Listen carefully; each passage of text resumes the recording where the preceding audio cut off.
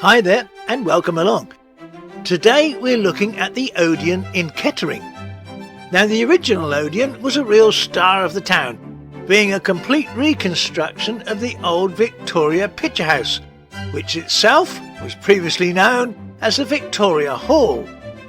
There is much history here before we even get to the Odeon, and I'm indebted to the CTA and to Tony Smith, a Kettering historian who runs a Facebook page called Tony Smith's Kettering.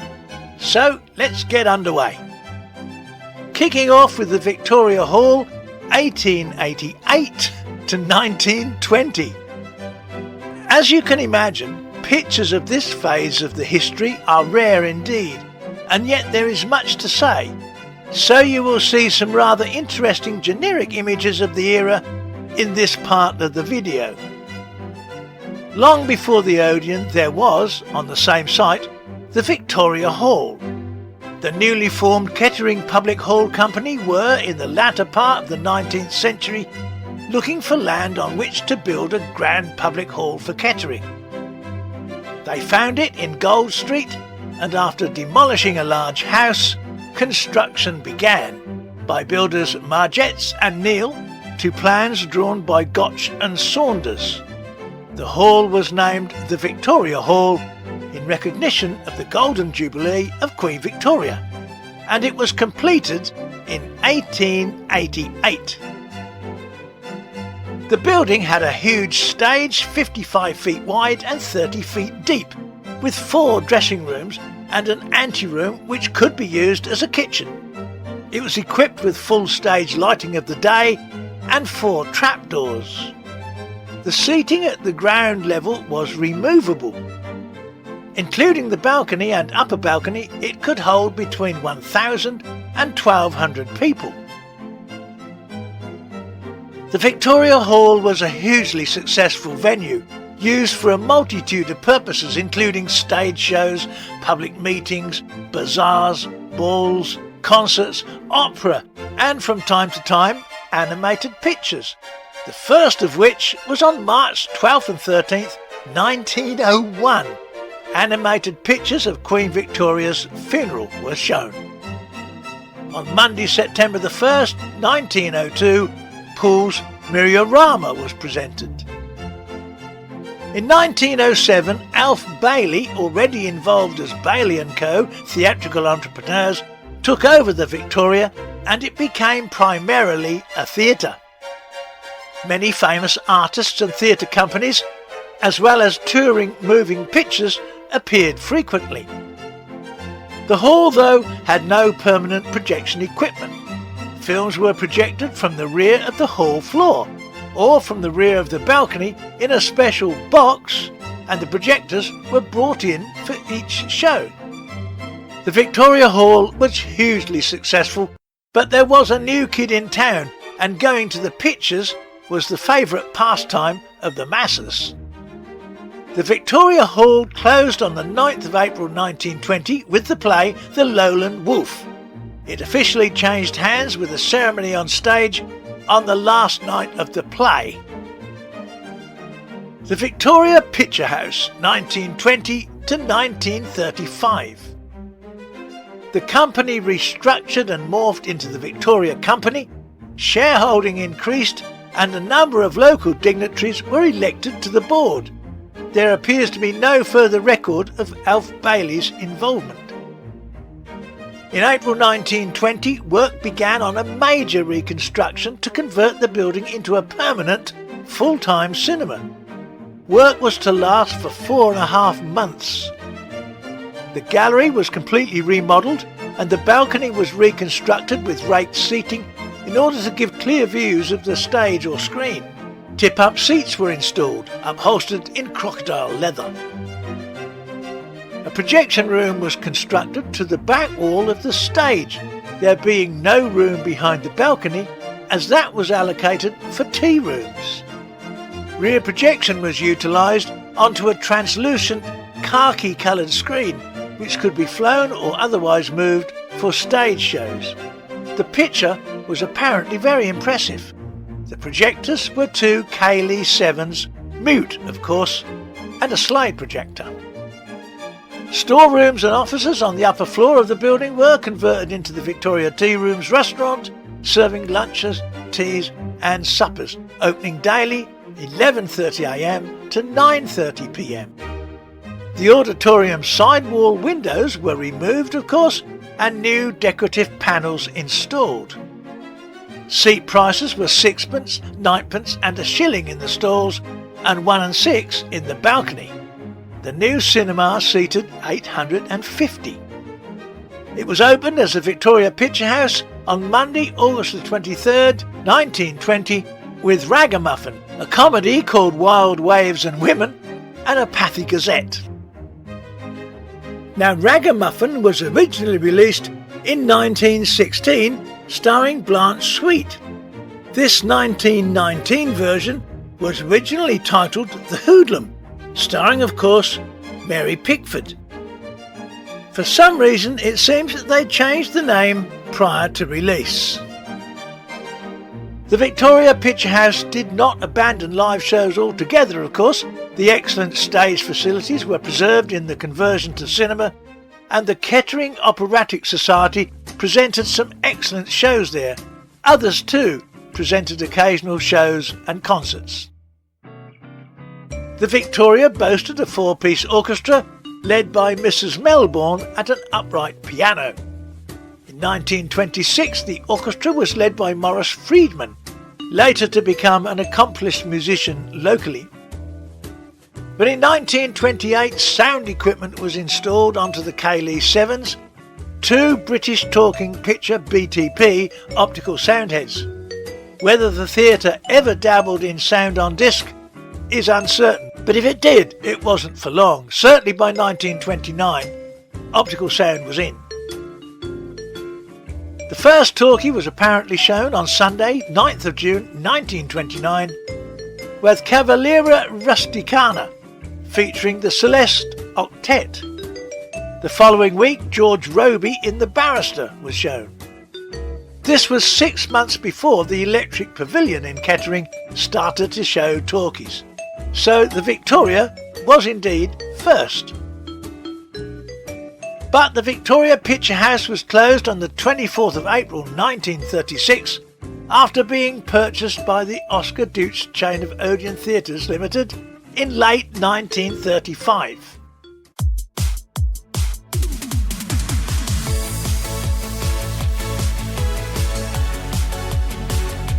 In April 1935, workmen took over the site of the Victoria Picture House and the reconstruction into an Odeon began. The architect was listed as Harry Whedon and the cost of the alterations was set at £18,000. Odeon developer Oscar Deutsch took over in November 1935 under the name Odeon Kettering Limited, registered as a private company on the 25th of October 1935. Now, shareholders of the Victoria became shareholders of the Odeon Kettering, having seen Odeon pay 25 shillings for each £1 share.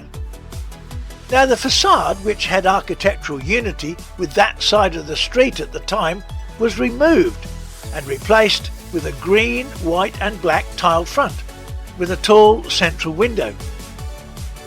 Although not in keeping architecturally, the new Odeon frontage was smart, colourful and very attractive with rather striking Odeon signs. A new entrance foyer was constructed and a new exterior canopy. Old side corridors to the stalls were blocked off, with new stalls entrances direct from the foyer. The cafe area was closed and remodelled as a crush area, a Circle patrons waiting area. A completely new balcony was constructed, becoming the Circle, and a new projection room was built in what had been the tea rooms. The new Odeon seated 1,090, that is 740 in the stalls and 350 in the Circle, although other figures suggest a total of 1,250 seats, but this is largely disputed. There is some conflict as to whether the stage was removed at the time of the conversion, but with occasional stage events being produced, at least some of it must have remained. with an orchestra pit clearly visible in the pictures.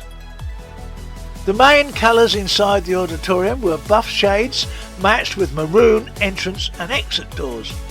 Other features were picked out in cream and black. Now the screen curtains were of silk with beautiful scenes of butterflies and flowers. The main house curtains in front of the screen curtains were of deep maroon.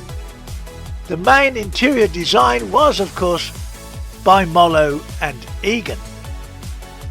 In the projection room, 2 BTH British Thomson Houston projectors with BTH sound heads were installed. Now the Odeon officially opened on Saturday, September the 29th, 1936. The ceremony was performed by Mr Stephen Shilese MP, followed by a prelude by Harry Pell's Premier's Band. The film chosen was Strike Me Pink, starring Eddie Cantor, plus a cartoon, Robber Kitten, and Universal Talking News. The foyer was ablaze with chrysanthemums and drapery. Seats had been booked solid for days. In 1953, the Odeon was completely refurbished again and new projection equipment fitted. This time, K-Lee 21s were installed with Restrex sound heads and amplification, plus a follow spot and K-Lee carbon arcs. Projector-matic was also installed. At this time, or a year or so later perhaps, CinemaScope was installed with Delrama anamorphic lenses. The Odeon reopened with a fabulous world premiere on Tuesday the 20th of March 1953. The film was called the Browning version, starring Michael Redgrave, Gene Kent and Nigel Patrick. Crowds lined the street and the Odeon was bedecked in bunting. The manager, Jeff Barlow, read the many telegrams from the film industry. The highlight of the premiere was a speech from the stage of 17-year-old Brian Smith, a local lad who had the lead role in the schoolboy parts of the film. During the life of this Odeon, huge queues often trailed down Bakehouse Hill, and each Saturday morning up to 800 children flocked into the Odeon's Mickey Mouse Club. It was always a popular cinema throughout its days, but sadly it closed for good early on Saturday the 29th of October 1960, after the final showing of There Was a Crooked Man, starring Norman Wisdom. It's strange that a comedy film opened the Odeon and a comedy film closed it. That night, 72 years of entertainment on that site came to an end. The Odeon Kettering was an early casualty in the Odeon circuit closure history. After a year standing unused, it was converted into a top-ranked bingo club, which opened on the 8th of November 1961. That closed in 1972, and the building was sold to the council for redevelopment, but it was demolished in September 1974.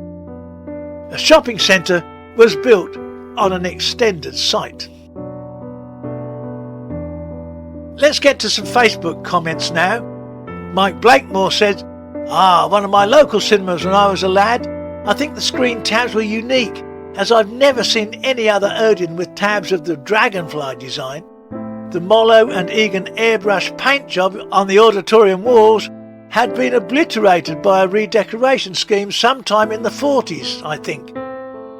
As usual with most Odeons, says Mike, no organ was ever installed, although one manager claimed that there were chambers.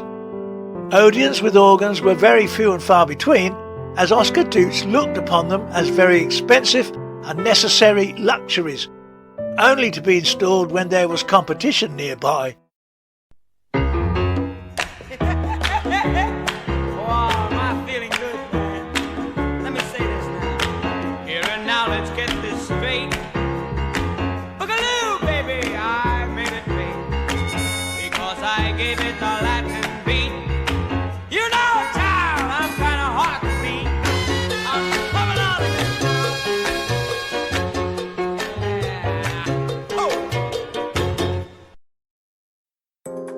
In 1995, rumours were rife in Kettering that Odeon were to return and build a multiplex to serve the town.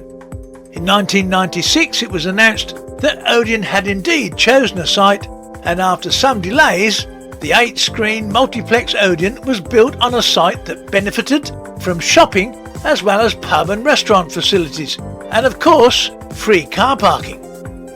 The cinema opened with an extravaganza on Thursday the 11th of December 1997. The full 8-screen programme started the next day.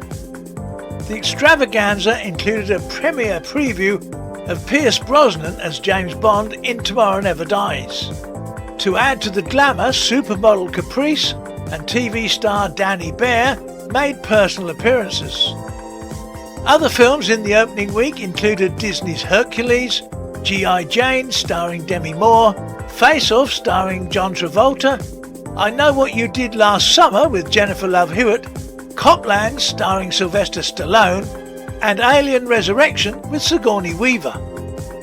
Projection equipment was Cinemacanica Victoria 5s throughout, with Cinemacanica lamp houses and platters, plus Cinemation automation units alongside. The large foyer of this new Odeon was impressive, with coloured neons lining its curves and entrances. At night the exterior was lit with red and blue neon, with the buttresses floodlit in blue. The foyer was decorated in shades of blue and grey. All 8 auditoria had stadium seating and screen curtains. The screen capacities were Screen 1, 175, Screen 2, 125, Screen 3, 232, Screen 4, 349, Screen 5, 105, Screen 6, 83, Screen 7, 105, and Screen 8, 310. The Odeon in Kettering was closed following what the builder's owner, the Auger Group, described as a significant drop in attendance over the past 5 years, making the venue, they said, no longer viable. Despite this, more than 2,000 people signed a petition to pledge their support for the cinema and prevent its closure, but to no avail. The final day of the 8-screen cinema was Tuesday the 28th of January 2025. The Odeon Kettering was indeed, I am told, a cut above some multiplex cinemas, being attractive, comfortable and a highly enjoyable environment. There's not much more I can say about this cinema other than despite its relatively short existence, many people enjoyed watching films there and were sad to see it go. Sadly, following the closure, and before anything could safely be removed, the Odeon was subject to wanton vandalism and destruction. The following images are courtesy of Luke to Explore on Facebook. They're urban explorers who found a way in and were shocked by the damage so soon after closure. The result is just awful.